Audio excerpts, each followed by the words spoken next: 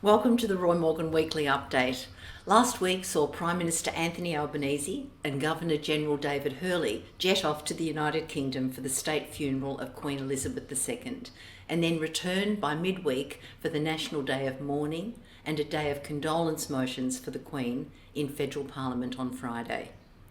For many Australians, and especially Victorians who had the Grand Final Eve public holiday, and Western Australians who had the King's birthday holiday yesterday, it turned into a short week and a very long weekend. Good for some, but obviously really bad for small business. So how did this strange week affect the key weekly indicators that we at Roy Morgan follow? Well, there was no clear trend overall.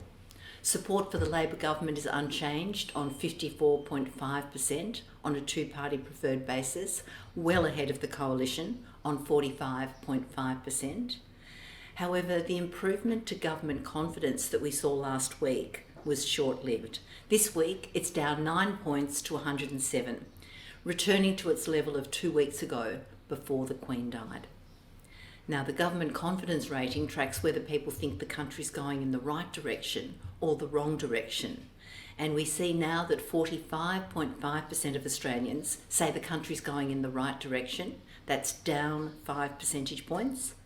And 38.5% say the country's going in the wrong direction. That's up 4 points. So a gap now of only 7 percentage points, but still more positive than negative. In better news, somewhat, consumer confidence has improved this week, up 1.8 points to 87.8. Now, even the 87.8 is well below that magic 100, so people are more pessimistic or negative than they are positive. But consumer confidence, even at this low rate, is now at its highest for nearly 4 months, since the week after the federal election. Every week, as you'll know, Roy Morgan asks Australians what they expect inflation will be annually over the next 2 years. And on a weekly basis, inflation expectations crashed this week, down to 5%. That's down 0.6 percentage points. Now, 0.6 percentage points on a vote's not much, but when you're talking about inflation, the difference between 5 points and 6 points is extraordinary.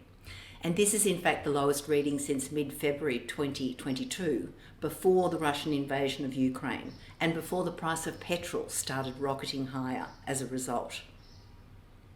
The interesting thing about that is that although inflation expectations slumped last week, we're due to see petrol prices increase by over 25 cents per litre later this week when the fuel excise is returned in full.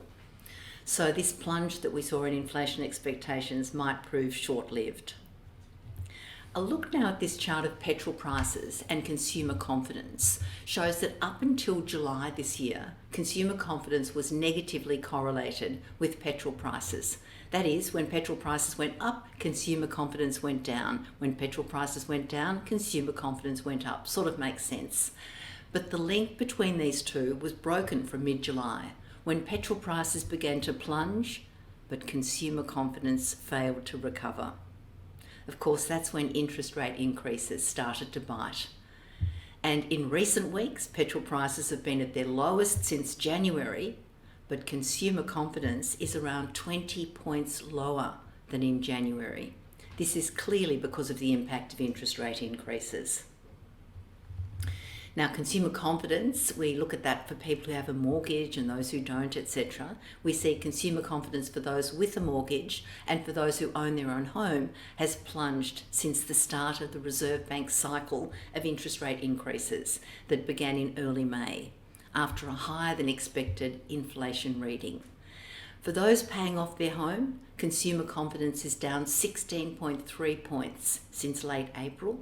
For those who own their home, consumer confidence has plunged 11 points since April.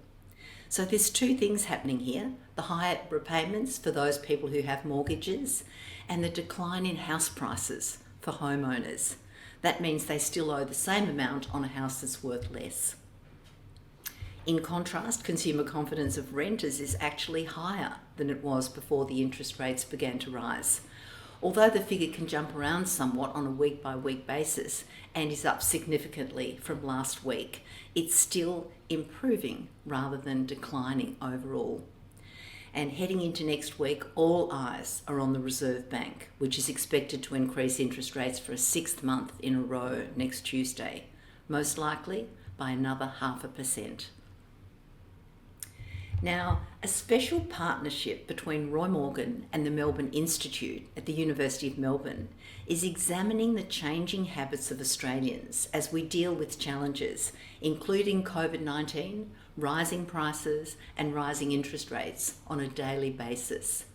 The latest result from this special survey, known as Taking the Pulse of the Nation, or TTPN for short, the latest results investigate what Australians are doing to deal with the rising cost of living.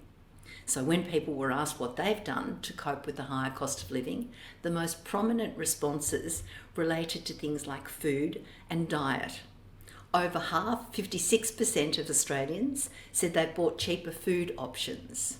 And a majority, a slightly smaller majority, 51%, say they've reduced dining out in cafes, restaurants and pubs. Over a third of people say they've used their savings. Others cut back on energy usage at home, cut back on recreational activities, or said that they've driven less or found alternative, less expensive transport. Now, we'll continue to monitor how Australians are dealing with the higher cost of living, rising prices and rising interest rates over the months ahead as we head towards the important spending periods of Christmas and the New Year. And that's a wrap.